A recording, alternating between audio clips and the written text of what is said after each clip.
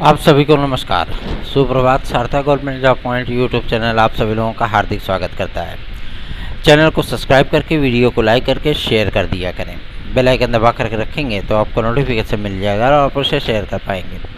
चलिए खबरों की शुरुआत कर लेते हैं। फटाफट आप सभी लोग सारी अपडेट देंगे, इसलिए वीडियो में एंड तक ज़रूर बने रहें, क्योंकि काफ़ी सारी महत्वपूर्ण अपडेट्स हैं जो आप सभी लोगों को प्रोवाइड करना है।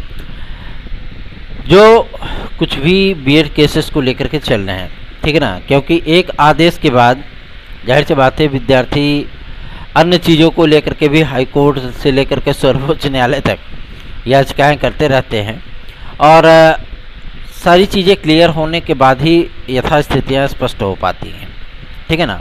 और प्राथमिक में उत्तर प्रदेश में बीएड एलिजिबल होगा कि नहीं, वो तो आप सभी लोगों को जब यूपीटीईटी का विज्ञापन जारी होगा, क्योंकि आयोग के अक्टूबर में बनने के बाद, ठीक है ना, जब 30 तारीख तक अधिसूचना इसकी जारी हो जाएगी और 5 अक्टूबर तक पूरी तरीके से आयोग अस्तित्व में आ जाएगा, ठीक है ना। उसके बाद आपके असिस्टेंट प्रोफेसर और साथ ही साथ आपका टीजीटी पीजीटी 2022 के एग्ज़ाम शेड्यूल को घोषित कर दिया जाएगा। ये प्रक्रियाएं समाप्त होने के बाद, मतलब ये प्रक्रियाएं चल रही होंगी, तभी आपका यूपीटीईटी 2023 का विज्ञापन जारी होगा। अब 23 क्या, इसको 24 से मान लीजिए, ठीक है ना। और उधर आवेदन चलते रहेंगे, उसके साथ में ही टीजीटी पीजीटी के वैकेंसी को भी डिक्लेयर करना है, प्रधानाचार्यों की वैकेंसी को भी डिक्लेयर करना है। इन तमाम मुद्दों को लेकर के बहुत से छात्र संगठन भी प्रयास में भी लगे हुए हैं। और सबसे बड़ी चीज़ ये है कि आप सभी लोगों के इन तमाम मुद्दों को लेकर के हम सभी लोगों ने भी कई छात्र संगठनों से संपर्क किया इन तमाम मुद्दों के लिए कि भाई एकजुट होकर के अपनी बातें रखें, तो उसका वजन कुछ ज़्यादा ही पड़ता है, ठीक है ना। प्राथमिक में बीएड की एलिजिबिलिटी को लेकर के विद्यार्थी आप तो विजेता हैं। मैं अपने डीएलएड के भाई बहनों से कहना चाहता हूं कि आप विजेता हैं। जाहिर सी बात है आपको मुस्कुराने का अवसर है, आप मुस्कुरा सकते हैं, लेकिन थोड़ा कभी आप बाहर निकल करके और बीएड के विद्यार्थियों की यथास्थितियाँ देखिएगा, फिर आपको समझ में आएगा कि क्या कुछ होता है, ठीक है ना। और चीज़ें आसान हों और चीज़ें फिर से परिवर्तित हों, इसके लिए केवल एक व्यक्ति ही नहीं बल्कि सभी लगे हुए हैं, ठीक है ना। ऐसा नहीं कि मैं ही सर्वे सर्वा हूँ, मैं सब कुछ कर सकता हूँ, नहीं, सभी कर रहे हैं, अपने स्तर पे सभी प्रयास कर रहे हैं। और इन प्रयासों के माध्यम से ही आप सभी लोगों के लिए काफ़ी सारी चीज़ें बदलने वाली, क्योंकि उत्तर प्रदेश से सहित जो आपका बिहार राज्य है, जो आपका केवीएस का मामला है, इन तमाम चीज़ों को लेकर के दिक्कतों का सामना विद्यार्थियों को करना पड़ रहा है, क्योंकि उन्होंने एक बेहतरीन मेहनत किया है और उन्होंने एक बेहतरीन स्कोर भी किया है, जिससे कि उनकी नौकरी फिक्स मानी जा रही थी। और अचानक से इस तरीके का वाक़या हो जाना, जाहिर सी बात है कि उनके लिए बहुत ही दिक्कतों भरा मैटर है। आप सभी लोगों को मैं बता देना चाहता हूं कि क्लेरिफिकेशन, पुनर्विचार और आपकी उपचारात्मक ट्रीटमेंट याचिका जो आपकी संविधान पीठ में पढ़ने चल रही है, उन तमाम मुद्दों को लेकर के हम सभी लोग पूरी तरीके से सजग हैं और इसके लिए प्रयास हो रहे हैं। आप सभी लोग सहयोगात्मक रवैया अपनाइए और नर्वस बिल्कुल मत होइए, क्योंकि यथास्थितियों को आप सभी लोग भी बेहतरीन तरीके से जानते हैं और हम भी जानते हैं। लेकिन चीज़ें आसान हो सकें, चीज़ें आप सभी लोगों के लिए थोड़ा सा सुगम हो सकें, ठीक है ना, इसके लिए हम लोगों का प्रयास लगातार जारी है और ये प्रयास असफल नहीं होगा, ठीक है ना।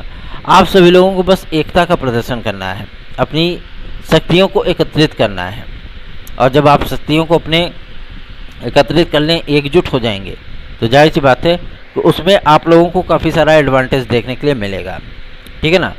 हम अपने उन भाई बहनों को लेकर के, चाहे हमारे 69,000 के भाई बहन हों, चाहे वो केवीएस के हों, चाहे वो बीपीएससी के हों, ठीक है ना, चाहे एमपी के हों, तमाम उन विद्यार्थियों की जो समस्याएं हैं, इन समस्याओं को पर ध्यान आकर्षण करने के लिए, क्योंकि सत्तारूढ़ पार्टियां ही इसमें संशोधन आदि कर सकते हैं। देखिए, अध्यादेश को लेकर के जब हम सभी लोगों ने बातचीत की थी, तो उसमें उन्होंने इस बात को भी स्पष्ट किया था जो मैंने आपको पूर्ववत बता रखी है। ये बहुत ज़्यादा मतलब ऐसी विशिष्ट परिस्थितियों में जारी किया जाता है जबकि उसकी तत्काल आवश्यकता होती है। अभी ऑर्डर को क्लियर किया जाएगा, कब से इसको लागू करना है, इससे कौन कौन प्रभावित होता है, ठीक है ना, सारी चीज़ें देखने तक समझने के बाद ही कोई स्टेप उठाया जाता है। और रही बात कि भाई ये भी पूछना हम सभी लोगों का जायज़ बनता है कि जब आपको पता था, क्योंकि एनसीटी से ही ये सवाल जवाब करना ज़रूरी बनता है। इन्होंने सर्वोच्च न्यायालय में किसी भी प्रकार से आपके किसी भी मुद्दे को सही से नहीं रखा। अगर बेहतरीन पैरवी करते और वहाँ पे महान्यायवादी महोदय को खड़ा कर देते तो जाहिर सी बात है कि आप सभी लोगों के केस का ऑर्डर जो है वो दूसरी तरीके से बदल जाता, ठीक है ना, आपके फेवर में आदेश आता। लेकिन कहते नहीं, अब पछताया होत का जब चिड़िया चुग गई खेत तो इन तमाम चीज़ों को लेकर के हम सभी लोगों ने जब उनसे बातचीत की कि आपने जब राजपत्र जारी किया था उस समय आपने ये नहीं कहा कि इसको कैबिनेट से पारित कराइए, आपने ये नहीं कहा कि इसके लिए आप कमेटी का गठन करिए, आपने ये नहीं कहा कि आप सारी चीज़ों को देख करके राज्यों से जो है मतलब ये मसौदा तैयार करके राज्यों से आप परमिशन ले लीजिए, क्योंकि ये आरटी एक्ट का मसौदा है, ठीक है ना। तो इन चीज़ों को अगर आप कर लिए होते तो आज बीएड विद्यार्थी बेचारे परेशान नहीं होते। सरकार की, आयोग की या संस्थाओं की गलतियाँ बीएड के छात्र क्यों भुगते हैं, है ना। आपने 1 जनवरी सन 2012 से बीएड विद्यार्थियों को बाहर किया था, वो मैटर ही समाप्त हो गया था। फिर इसे आपने इस मैटर को हवा दिया और एक मौखिक आदेश पे आपने राजपत्र जारी करवा दिया। तब एनसीटी के चेयरमैन को नहीं लगा ये चीज़ें। तो इन तमाम मुद्दों को लेकर के हम सभी लोगों ने जब अपनी तर्क रखें, अपनी बातें रखें, तो उन्होंने इस बात को स्पष्ट किया है कि हम लोग रास्ता ढूंढ रहे हैं और इसके लिए प्रयास हो रहा है, बहुत जल्दी आप लोगों को राहत प्रदान की जाएगी। सबसे बड़ी समस्या ये होती है कि जो विद्यार्थियों के हित की बात करो वही विद्यार्थी विरोध में खड़े हो जाते हैं, तब सबसे ज़्यादा क्रूशियल सिचुएशन बन जाती है ना। और डीएलएड और बीटीसी वाले छात्र अगर प्राथमिक शिक्षक भर्ती चाहते हैं कि उनको एक बड़ा विज्ञापन मिले तो उन्हें एकजुट होना होगा, ठीक है ना, प्राथमिक शिक्षा भर्ती के लिए। और सबसे बड़ी चीज़ यह है कि अब नए शिक्षा सेवा चयन आयोग के गठन और एलटी ग्रेड में सब्जेक्ट कम्बिनेशन के मुद्दे को लेकर के हम सभी लोग प्रोएक्टिव हो चुके हैं और आदरणीय माध्यमिक शिक्षा मंत्री महोदया को भी कल की डेट में हम लोगों ने ज्ञापन ईमेल के माध्यम से प्रेषित किया है। और आज की तारीख में जो है बीजेपी के जो वरिष्ठ नेता हैं उनके माध्यम से उनको एक ज्ञापन प्रस्तुत कराया जाएगा उनके आवास पे। और सबसे बड़ी चीज़ यही होगी कि आपकी समस्याओं से उनको रूबरू कराया जाएगा, चाहे वो 2022 टीजीटी पीजीटी के विज्ञापन में पदों की संख्या को लेकर के हो कि कितने पद इसमें जोड़े जा रहे हैं, चाहे वो आपके एलटी ग्रेड जीआईसी प्रवक्ता के विज्ञापन के संदर्भ में हो, क्योंकि एलटी ग्रेड जीआईसी प्रवक्ता के विज्ञापन की जितनी भी समस्याएं थीं वो सारी की सारी समस्याएं दूर हो चुकी हैं।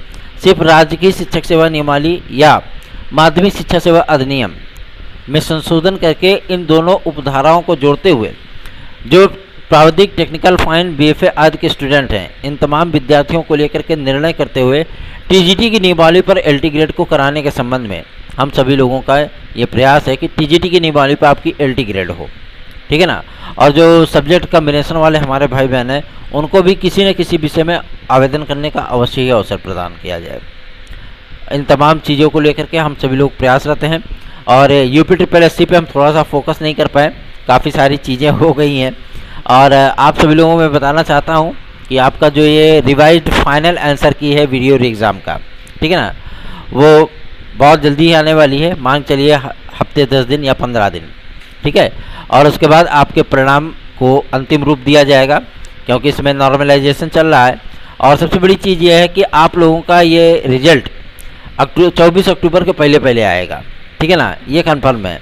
24 अक्टूबर के पहले वीडियो एग्ज़ाम और जो उनके 2-4 रिजल्ट पेंडिंग है वो सारी चीज़ें डिक्लेयर की जाएंगी, ठीक। और यदि आप लोगों को TET C TET super TET TGT PGT LT GIC UP constable खंड शिक्षा अधिकारी यूपी ट्रिपल एससी आदि के नोट्स चाहिए तो आप हमसे संपर्क करके उसे प्राप्त कर सकते हैं 830 32 72 282 इस व्हाट्सएप नंबर पे, ठीक है ना। और जो हमारे भाई बंधु हैं जो टीजीटी पीजीटी 2016-2021 की याचिका में याची हैं, मैं उन्हें बता देना चाहता हूं, आज आपके याची लिस्ट को फाइनल टच दिया जाएगा। ठीक है, जिन विद्यार्थियों की फ़ीस पूरी सबमिट है और जिन विद्यार्थियों के डॉक्यूमेंट पूरे सबमिट हैं, जिनको मैं कहता रह गया कि अब हियरिंग शुल्क जमा कर दिया, उन्होंने नहीं जमा किया है, उन तमाम लोगों को उनके डॉक्यूमेंट को, सारी चीज़ों को, फाइलों को एकदम मेंटेन करके हाई कोर्ट में जल्दी से जल्दी उसको जमा कराया जाएगा, ताकि केस की हियरिंग हो सके और उस पर निर्णय आ सके। ठीक है ना। और टीजीटी पीजीटी 2022 और 2016 की प्रतीक्षा सूची को लेकर के विद्यार्थी पूछ रहे थे कि कब तक आएगा। मैं आप सभी लोगों को बता देना चाहता हूँ, ये वेटिंग लिस्ट आप सभी लोगों की सितंबर लास्ट या अक्टूबर के द्वितीय सप्ताह में जारी होगा। इसके पहले 160 विद्यार्थियों के समायोजन की लिस्ट आनी है। ठीक है ना। और इसे अंतिम रूप दिया जा रहा है। एलटी ग्रेड जेएससी प्रवक्ता में अब किसी भी प्रकार की प्रतीक्षा सूची के संबंध में अभी तक कोई फिलहाल जानकारी नहीं प्राप्त हो पाई है, क्योंकि पुरानी भर्तियों के पदों को नई भर्तियों में जोड़ने के लिए शासन ने संतुष्टि दे दी है। तो अब थोड़ा सा कहना मुश्किल होगा कि प्रतीक्षा सूची, तृतीय प्रतीक्षा सूची आपकी जारी हो सकती है। ठीक है ना। लेकिन टीजीटी पीजीटी की प्रतीक्षा सूचियाँ आएंगी, ये एकदम कन्फर्म है। ठीक, आप निश्चिंत और बेफिक्र होकर के इस चैनल को सब्सक्राइब कर लें और वीडियो को लाइक कर दिया करें। यूपी कांस्टेबल और यूपीएसआई के विज्ञापन के लिए सिर्फ एक मुद्दे पर बात अटकी हुई है, वो है एज रिलैक्सेशन। एज रिलैक्सेशन आप सभी लोगों को मिले तो विज्ञापन की प्रक्रिया को आगे बढ़ाया जाए, या सरकार इस पर स्पष्टीकरण दे दे, क्योंकि इस पर विपक्षी नेताओं का भी दबाव है। ठीक है ना। और जो बीएड का पक्ष रखने वाले विपक्षी नेता हैं, उन्होंने भी बीएड को समर्थन भी दिया है। साथ ही साथ एज रिलैक्सेशन के मुद्दे को लेकर के सरकार को पत्र भी लिखा है। तो उम्मीद की जा रही है कि आप सभी लोगों को 5 वर्ष का एज रिलैक्सेशन यूपी कांस्टेबल और यूपीएसआई में मिल जाए। इसके लिए हम सभी लोग तमाम अधिकारियों से और मंत्रियों से, विधायकों से पत्राचार करके आप लोगों की समस्याओं के प्रति उनका ध्यानाकर्षण करा रहे हैं। शिक्षा निदेशालय में आज काफ़ी सारी महत्वपूर्ण एक्टिविटीज़ होने वाली हैं, क्योंकि आज मुख्यमंत्री योगी आदित्यनाथ जी प्रयागराज में होंगे और वहाँ पे राज्य विश्वविद्यालय, जो नैनी में है रज्जू भैया राजेंद्र प्रसाद रज्जू भैया विश्वविद्यालय, राज्य विश्वविद्यालय, वहाँ किसी कार्यक्रम में वो सम्मिलित होंगे। और सबसे बड़ी चीज़ ये है कि आज विद्यार्थियों के माध्यम से उन्हें ज्ञापन भी दिया जाएगा और टीम के सदस्यों के माध्यम से भी उन्हें ज्ञापन दिया जाएगा और उनसे मांग की जाएगी कि जल्द से जल्द एलटी ग्रेड जेएससी प्रवक्ता और आपके जो शिक्षा सेवा चयन आयोग है, इसमें चयन की प्रक्रिया को जल्द से जल्द कंप्लीट किया जाए, क्योंकि 9 दिन में चले अढ़ाई कोस वाली स्थितियां ना हो। ठीक है। तो जो भी अपडेट होंगी आप सभी लोगों को प्रोवाइड किया जाएगा। चैनल पर नए हैं तो चैनल को सब्सक्राइब, वीडियो को लाइक जरूर करें। धन्यवाद। आप सभी के दिन शुभ हो।